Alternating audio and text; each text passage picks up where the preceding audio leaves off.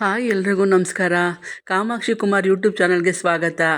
ಇನ್ನೂ ಯಾರು ನನ್ನ ಚಾನಲ್ಗೆ ಸಬ್ಸ್ಕ್ರೈಬ್ ಆಗಿಲ್ಲ, ಬೇಗ ಹೋಗಿ ಸಬ್ಸ್ಕ್ರೈಬ್ ಆಗಿ, ಹಂಗೆ ಒಂದು ಲೈಕ್ ಕೊಡಿ, ಹಂಗೆ ಕಮೆಂಟ್ ಮಾಡಿ. ನಿಮ್ಗೆ ಇನ್ನೂ ಯಾವ ಥರ ವೀಡಿಯೋಗಳು ಬೇಕು ಅಂತ ಕಮೆಂಟ್ ಮಾಡಿ ಹೇಳಿ, ಹಾಗೆ ತೋರಿಸ್ತೀನಿ ನಾನು.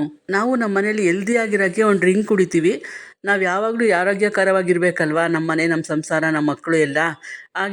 ಹಾಗೆ ಚೆನ್ನಾಗಿರೋಕ್ಕೆ ನಾವು ಒಂದು ಡ್ರಿಂಕ್ ಕುಡಿತೀವಿ. ಅದು ಯಾವ ಡ್ರಿಂಕು ಅಂದರೆ ರಾಗಿ ಮಾಲ್ಟು, ರಾಗಿ ಗಂಜಿ ಅಂತ ಕರೀತಾರೆ. ಅದನ್ನು ನಾವು ಸುಮಾರು 1 ವರ್ಷ, 1.5 ವರ್ಷದಿಂದ ಕುಡಿತಾ ಇದ್ದೀವಿ. ತುಂಬ ಹೆಲ್ದಿಯಾಗಿದ್ದೀವಿ ಮನೆಯವರೆಲ್ಲ, ನಾನು, ನನ್ನ ಮಗಳು, ನಮ್ಮ ಯಜಮಾನರು ಎಲ್ಲ. ನಾನು ಮುಂಚೆ ಎಲ್ಲ ಹೆಲ್ದಿಯಾಗೇ ಇರಲಿಲ್ಲ, ಸ್ವಲ್ಪ ಆ್ಯಕ್ಟಿವ್ ಇದ್ದೆ ಸ್ವಲ್ಪ, ಇನ್ನೂ ಜಾಸ್ತಿ ಆ್ಯಕ್ಟಿವ್ ಆಗಿರಲಿಲ್ಲ. ಆದ್ದರಿಂದ ಈಗ ಚೆನ್ನಾಗಿ ಅದು ಕುಡಿಯೋದ್ರಿಂದ ಬೆಳಗ್ಗೆ ಡೈಲಿ ಆ್ಯಕ್ಟಿವ್ ಆಗಿದ್ದೀನಿ. ಹಗಲೆಲ್ಲ ಸುಸ್ತೇ ಆಗಲ್ಲ, ಕೆಲಸ ಮಾಡ್ತೀನಿ ಚೆನ್ನಾಗಿ ಮನೇಲಿ. ನಮ್ಮನೆಯವರು ಅಷ್ಟೇ, ಶುಗರೆಲ್ಲ ಕಡಿಮೆ ಆಗಿದೆ, ಪಾದ ಉರಿ ಕಡಿಮೆ ಆಗಿದೆ. ಅವ್ರದ್ದು ಶುಗರ್ ಜಾಸ್ತಿ ಇತ್ತು ಅವ್ರಿಗೆ. ಅವ್ರು ಕುಡ್ದು ಚೆನ್ನಾಗಿ ವಾಕ್ ಮಾಡ್ತಾರೆ, ಅದರಿಂದ ಅವ್ರಿಗೆ ಶುಗರ್ ಕಂಟ್ರೋಲ್ ಬಂದಿದೆ, ಶುಗರೆಲ್ಲ ಕಡಿಮೆ ಆಗಿದೆ. ಮತ್ತು ಅವರು ತುಂಬ ಆ್ಯಕ್ಟಿವ್ ಆಗಿದ್ದಾರೆ. ಅವ್ರಿಗೆ ಸೊಂಟ ನೋವು, ಕಾಲು ನೋವು ಎಲ್ಲ ಇತ್ತು. ಈಗೇನು ಅಷ್ಟು ಕಾಲು ನೋವಿಲ್ಲ, ಸೊಂಟ ನೋವಿಲ್ಲ, ಪಾದ ಉರಿ ಇಲ್ಲ. ರಾಗಿ ಅಂಬಲಿ, ರಾಗಿ ಗಂಜಿ ಮಾಡ್ಕೊಳ್ಳೋದ್ರಿಂದ ನಮಗಿರೋ ರೋಗ ನಿರೋಧಕ ಶಕ್ತಿ ಹೆಚ್ಚಿಸುತ್ತೆ ಮತ್ತು ಆರೋಗ್ಯವಾಗಿರ್ತೀವಿ. ಇದೊಂದು ಪೌಡ್ರ್ ಇದ್ದರೆ ಸಾಕು ಮನೇಲಿ. ಡೈಲಿ ನೀವು ಬೆಳಗ್ಗೆ ಹೊತ್ತು ಒಂದು 2 ಸ್ಪೂನು, ಇಲ್ಲ ಒಬ್ರಿಗಾದರೆ 2 ಸ್ಪೂನು, 3-4 ಜನ ಇದ್ದರೆ 4-5 ಸ್ಪೂನ್ ಹಾಕ್ಕೊಂಡು ಒಂದು ಅಂಬಲಿ ಗಂಜಿ ಥರ ಮಾಡ್ಕೊಂಡು ಕುಡಿದ್ರೆ ಎಷ್ಟು ಆರೋಗ್ಯವಾಗಿರ್ತೀವಿ. ಮತ್ತು ಅದೇ ಥರ ಈಗ ತುಂಬ ಕಾಳುಗಳನ್ನೆಲ್ಲ ಬಳಸಿ ನಾನು ಮಾಡ್ಕೊಂಡಿದ್ದೀನಿ. ತುಂಬ ಒಂದು 30 ಥರ ಕಾಳುಗಳಿದೆ. ಇದನ್ನೆಲ್ಲ ಹಾಕ್ಕೊಂಡು ಚೆನ್ನಾಗಿ ಹುರಿಬೇಕು. ಇದನ್ನೆಲ್ಲದ್ರಲ್ಲ ತುಂಬ ಬೆನಿಫಿಟ್ ಇದೆ. ನಾವು ಯಾವಾಗಲೂ ಡೈಲಿ ಕಾಳುಗಳ್ನೆಲ್ಲ ದಿನ ಹಾಕೊಂಡು ಸಾರು ಮಾಡ್ಕೊಳ್ಳಲ್ಲ. ಇದನ್ನು ಹಾಕೊಂಡು ಕುಡಿದು ಗಂಜಿ ಕಾಳುಗಳ್ನೆಲ್ಲ ಇದಕ್ಕೆ ಹಾಕೊಂಡು ಕುಡಿದ್ರೆ ನಾವು ಹೆಲ್ದಿಯಾಗಿರ್ತೀವಿ. ಎಲ್ಲ ಥರ ಕಾಳನ್ನು ತಿಂದಂಗೆ ಆಗುತ್ತೆ. ನಾವು ನಮ್ಮ ಕುಟುಂಬ ಆರೋಗ್ಯಕ್ಕೆ ಇರಬೇಕು ಅಂದರೆ ಈ ಡೈಲಿ ಡ್ರಿಂಕ್ನ ಮಾಡ್ಕೊಂಡು ಕುಡಿದ್ರೆ ಆರೋಗ್ಯವಾಗಿರ್ತೀವಿ.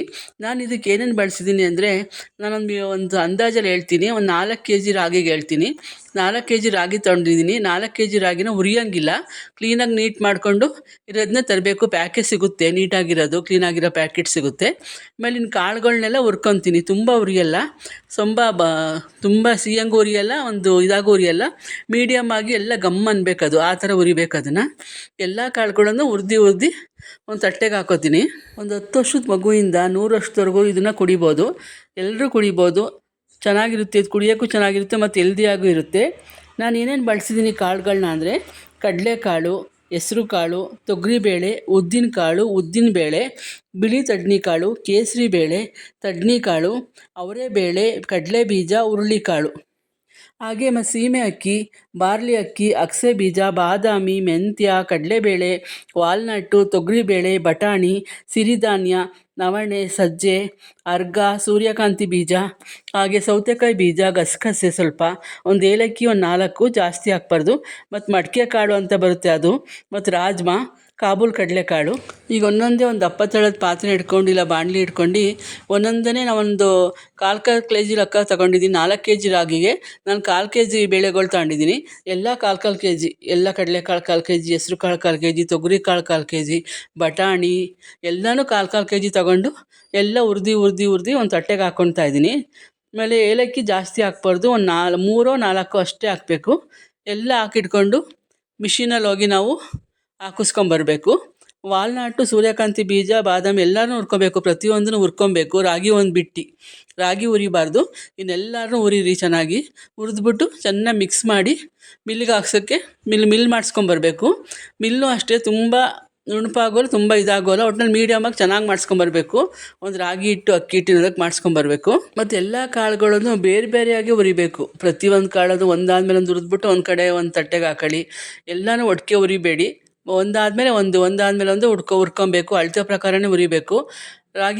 ರಾಗಿನ ಎಲ್ಲ ಸೇರಿಸಿ ಚೆನ್ನಾಗಿ ಮಿಕ್ಸ್ ಮಾಡಿ ನನ್ನ ಅಮ್ಮನ ಕೈಲಿ ಮಿಲ್ಲಿಗೆ ಕೊಟ್ಟು ಕಳಿಸಿದ್ದೆ, ಅವ್ರು ಹಾಕಿಸ್ಕೊಂಡು ಬಂದರು. ಕಾಳುಗಳೆಲ್ಲ ನೋಡಿ ಎಲ್ಲ ಕಾಳು ಸೇರಿದೆ. ನಾವು ಒಂದೊಂದೇ ಕಾಳನ್ನು ಒಂದೊಂದು ದಿನ ತಿಂತೀವಿ, ಎಲ್ಲೋ ವಾರಕ್ಕೆ 1 ದಿನನೋ 2 ದಿನ. ಇದರಲ್ಲಿ ತುಂಬ ಒಂದು 30 ಥರದ್ದೇ, ಒಂದು 25 ಥರದ್ದೇ ಕಾಳೇ ಇದೆ ಬಿಡಿ. ಕಾಳಿದೆ, ಮತ್ತು ವಾಲ್ನಟ್ ಇದೆ, ಬಾದಾಮಿ ಇದೆ, ಸೀಮೆ ಅಕ್ಕಿ ಇದೆ. ಇದನ್ನೆಲ್ಲ ನಾವು ಡೈಲಿ ತಿನ್ನಲ್ಲ, ಇದ್ರ ಜೊತೆ ಡೈಲಿ ತಿಂತೀವಿ. ಇದನ್ನ ಜೊತೆ ಮಾಡ್ಕೊಂಡಿರೋದ್ರಿಂದ ಡೈಲಿ ಇದು ನಮ್ಮ ಆರೋಗ್ಯಕ್ಕೆ ಸೇರುತ್ತೆ ಮತ್ತು ಎನರ್ಜಿ ಆಗಿರುತ್ತೆ. ನನ್ನ ಮಗಳಿಗೂ ಇಷ್ಟ, ಅವಳು ಡೈಲಿ ಮಾಡಲಿಲ್ಲ ಅಂದರೆ ಅಮ್ಮ ಅಂಬಲಿ ಮಾಡಮ್ಮ ಅಂತ ಕೇಳ್ತಾಳೆ. ನಮ್ಮನೇಲಿ ಅಷ್ಟು ಮಾಡಿಲ್ವಾ ಕಾಮಾಕ್ಷಿ, ಇವತ್ತು ಮಾಡಿಕೊಡು, ಡೈಲಿ ಮಾಡು ಇದನ್ನು ಅಂತ ಹೇಳ್ಬಿಟ್ಟು ಡೈಲಿ ಮಾಡ್ಕೊಂಡು ಕುಡಿತೀವಿ ನಾವು.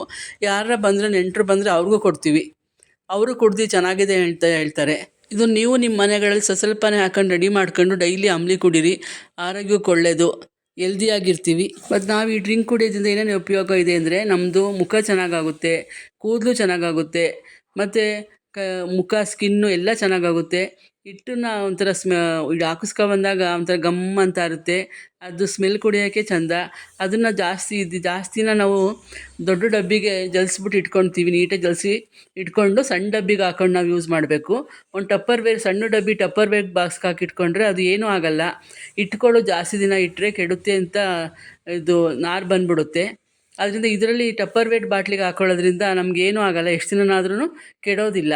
ಇದು ಹೇಗೆ ಮಾಡಬೇಕು, ಹೇಗೆ ಕುಡಿಬೇಕು ಅಂದರೆ, ನಾವು ಒಂದು 2 ಸ್ಪೂನ್ ರಾಗಿ ಹಿಟ್ಟನ್ನ ಒಂದು ಪಾತ್ರೆಗೆ ಹಾಕೊಂಬಿಟ್ಟು ಸ್ವಲ್ಪ ತಣ್ಣೀರಲ್ಲಿ ಹರಳುಪ್ಪು ಹಾಕೊಂಡು ಕಲಿಸ್ಕೊಬೇಕು. ಇನ್ನೊಂದು ಕಡೆಗೆ ನೀರು ಚೆನ್ನಾಗಿ ಕುದಿಯೋಕ್ಕಿಡಬೇಕು. ನೀರು ಕುದಿಯೋಕ್ಕಿಟ್ಟು 1 ಸ್ಪೂನ್ ಕಾಮಕಸ್ತೂರಿ ಬೀಜ ನೆನೆಸ್ಬೇಕು. ನೋಡಿ 2 ಸ್ಪೂನ್ ಹಾಕೋತಾ ಇದ್ದೀನಿ ನಾನು ನನ್ನ ಮಗಳು ಕುಡಿಯೋಕೆ ಇವತ್ತು 2 ಸ್ಪೂನ್ ಹಾಕ್ಕೊಂಡು ಒಂದು ಸ್ವಲ್ಪ ಉಪ್ಪು ಹಾಕೋತಾ ಇದ್ದೀನಿ. ಉಪ್ಪು ಹಾಕೊಂಡು ತಣ್ಣೀರಲ್ಲಿ ಸ್ವಲ್ಪ ಕಲಿಸ್ಕೊತೀನಿ. ಈ ಮುದ್ದೆ ಮಾಡೋಕ್ಕೆ ಕಲಿಸ್ಕೊತೀವಲ್ಲ ನಾವು, ಆ ಥರ ಕಲಿಸ್ಕೊತೀನಿ. ಆಮೇಲೆ ಇನ್ನು ನೀರು ಇದ್ರ ಕ್ಯಾನಲ್ಲಿ ನೀರು ಇಟ್ಟಿದ್ದೆ ನಾನು ಕಾಯೋಕ್ಕೆ. ಅದು ಚೆನ್ನಾಗಿ ಕಾಯ್ದು ಇದು ಕಲಿಸ್ಕೊಂಡಾದ್ಮೇಲೆ ಅದು ಚೆನ್ನಾಗಿ ನೀರು ಕಾಯ್ದಿರುತ್ತಲ್ಲ, ಅದನ್ನ ಇದ್ರೊಳಗಡೆ ಹಾಕ್ಬಿಟ್ಟು ಒಲೆ ಮೇಲೆ ಇಟ್ಬಿಟ್ಟು ಸ್ಟವ್ ಹಚ್ಚಿ ತಿರುಗಿಸ್ತಾ ಇರಬೇಕು. ತಿರುಗಿಸ್ತಾ ಇದ್ದರೆ ಅದು ಒಂದು ಗಟ್ಟಿ ಅದಕ್ಕೆ ಬರುತ್ತೆ. ಗಟ್ಟಿ ಬಂದಮೇಲೆ ಗಂಟಾಗಲ್ಲ, ಏನಾಗಲ್ಲ, ಕುದಿಯೋಕ್ಕೆ ಬಿಟ್ಬಿಡ್ಬೋದು. ಅಲ್ಲಿವರೆಗೂ ನಾವು ತಿರುಗಿಸ್ತಾ ಇರಬೇಕು. ಅಂಬ್ಲಿನ ತಿರುಗಿಸ್ತಿದ್ದಾಗ ಅಲ್ಲಿಗೆ ಚೆನ್ನಾಗಿ ಒಂದು 5 ನಿಮಿಷ ಕುದಿಸ್ಬೇಕು. ಕುದಿಸ್ಬಿಟ್ಟು ಅದನ್ನು ಒಂದು ಕಡೆ ಇಟ್ಕೊಂಡ್ಬಿಡ್ಬೇಕು ಆರೋಕ್ಕೆ. ಅದು ಸ್ವಲ್ಪ ತಣ್ಣಗಾಗಬೇಕು, ಒಂದು ಅರ್ಧ ಗಂಟೆ ಆಗಬೇಕು. ತಣ್ಣಗಾದ್ಮೇಲೆ ಆಮೇಲೆ ನಾವು ಒಂದು ಕಡೆ ಕಾಮಕಸ್ತೂರಿ ಬೀಜನ, ಅದು ಅಷ್ಟೇ ದೇಹಕ್ಕೆ ಆರೋಗ್ಯಕ್ಕೆ ತುಂಬ ಒಳ್ಳೆಯದು. ಕಾಮಕಸ್ತೂರಿ ಬೀಜ ಗ್ಯಾಸ್ಟ್ರಿಕ್ ಬರಲ್ಲ ಮತ್ತು ದೇಹ ತಂಪಾಗಿರುತ್ತೆ. ಆಮೇಲೆ ಇನ್ನೊಂದು ಕಡೆ ಮಜ್ಜಿಗೆ ನಾವು ಮಧ್ಯಾಹ್ನದ ಕುಡಿಬೇಕು ಅಂತೀವಿ, ಬೆಳಗ್ಗೆದು ಕುಡಿಯೋದೇ ಇಲ್ಲ ಮಜ್ಜಿಗೆನ. ಇದಕ್ಕೆ ಮಜ್ಜಿಗೆ ಹಾಕ್ಕೋಬೇಕು. ಈ ಅಂಬ್ಲಿಗೆ ಮಜ್ಜಿಗೆ ಚೆನ್ನಾಗಿ ಕಡಿದ್ಬಿಟ್ಟು, ಮಜ್ಜಿಗೆ ಕೋಲಲ್ಲಿ ಕಡಿದ್ಬಿಟ್ಟು ಹಾಕ್ಕೋಬೇಕು. ಆ ತಣ್ಣಗಾಗಿರೋ ಅಂಬ್ಲಿಗೆ ಒಂದು 2 ಲೋಟ ಮಜ್ಜಿಗೆ ಹಾಕ್ಕೊಂಡು, ಆಮೇಲೆ ಕಾಮಕಸ್ತೂರಿ ಬೀಜ ಹಾಕ್ಕೊಂಡು ಒಂದು ಕಡೆಗೆಲ್ಲ ಇಟ್ಕೊಂಡು ಡೈಲಿ ಒಂದು ಚೊಂಬು ಅಂತೀವಿ, ಇಲ್ಲ ದೊಡ್ಡ ಲೋಟ ಅಂತೀವಿ, ಅದಕ್ಕೆ ಹಾಕ್ಕೊಂಡು ಕುಡಿಬೇಕು. ನಮ್ಮ ಮನೇಲಿ 3 ಜನಕ್ಕೂ ಹಾಕ್ತೀನಿ. ದೊಡ್ಡ ಲೋಟಗಳೇ ಒಂದು 2 ಮಿಳ್ಳೆ ಥರ ಇದೆ, ಮತ್ತು ಇನ್ನೊಂದು ಲೋಟ, 3 ಜನನೂ ಹಾಕ್ಕೊಂಡು ನಾವು ಡೈಲಿ 1 ಲೋಟ ಬೆಳಗ್ಗೆನೇ ಎದ್ದು ಬಿಸಿನೀರು ಕುಡಿತೀವಿ. ಆಮೇಲೆ ಈ ಅಂಬ್ಲಿ ಕುಡಿತೀವಿ. ಆಮೇಲೆ ಹಾಗೆ ಒಂದು ಜ್ಯೂಸ್ ಇರುತ್ತೆ ನಮ್ಮ ಮನೇಲಿ, ಯಾವ್ದಾದ್ರು ಸೊಪ್ಪಿಂದು, ಇಲ್ಲ ಬೆಟ್ಟದ ನೆಲ್ಲಿಕಾಯಿ, ಇಲ್ಲ ಕ್ಯಾರೆಟ್ ಬೀಟ್ರೋಟು, ಈ ಥರ ಜ್ಯೂಸು ಕುಡಿತೀವಿ. ಜ್ಯೂಸೆಲ್ಲ ಕುಡ್ದಾದ್ಮೇಲೆ ರಾಗಿ ಅಂಬ್ಲಿ ಕುಡಿತೀವಿ. ಇದಕ್ಕೆ ಮಜ್ಜಿಗೆ ಮತ್ತು ಕಾಮಕಸ್ತೂರಿ ಬೀಜ ಬೇಡ ಅಂದರೆ ಬರೀ ಅಂಬ್ಲಿನೂ ನೀವು ಕುಡಿಬೋದು. ಹಾಗೆ ಇನ್ನೊಂದು ಥರ ರಾಗಿ ಮಾಲ್ಟ್ ಥರ ಮಾಡ್ಕೊಂಡು ಕುಡಿಬೋದು. ಹಿಂಗೆ ರಾಗಿ ಅಂಬ್ಲಿ ಮಾಡಿ ಅದು ಹಾಲು ಬೆಲ್ಲ ಹಾಕೊಂಡು ಕುಡಿದ್ರೆ ಅದು ಸ್ವೀಟಾಗಿರುತ್ತೆ, ಚೆನ್ನಾಗಿರುತ್ತೆ. ಅದನ್ನು ಕುಡಿಬೋದು. ಈ ಥರನಾರ ಮಾಡ್ಕೊಂಡು ಕುಡಿಬೋದು. ಇನ್ನೂ ಯಾರ್ಯಾರು ಸಬ್ಸ್ಕ್ರೈಬ್ ಆಗಿಲ್ಲ, ಬೇಗ ಸಬ್ಸ್ಕ್ರೈಬ್ ಆಗಿ. ನಿಮಗೂ ಇನ್ನೂ ಯಾವ ಥರ ವೀಡಿಯೋಗಳು ಬೇಕು ಅಂತ ತಿಳಿಸಿದ್ರೆ ನಾನು ಒಳ್ಳೊಳ್ಳೆ ವೀಡಿಯೋ ಹಾಕ್ತೀನಿ ಆರೋಗ್ಯದ ಬಗ್ಗೆ. ನಮ್ಮನೇಲಿ ಯಾವ ಥರ ನಾವು ಹೆಲ್ತಿಯಾಗಿರ್ತೀವಿ ಅನ್ನೋದನ್ನು ನಾನೆಲ್ಲ ಪ್ರತಿಯೊಂದು ತಿಳಿಸ್ಕೊಡ್ತೀನಿ. Thank you.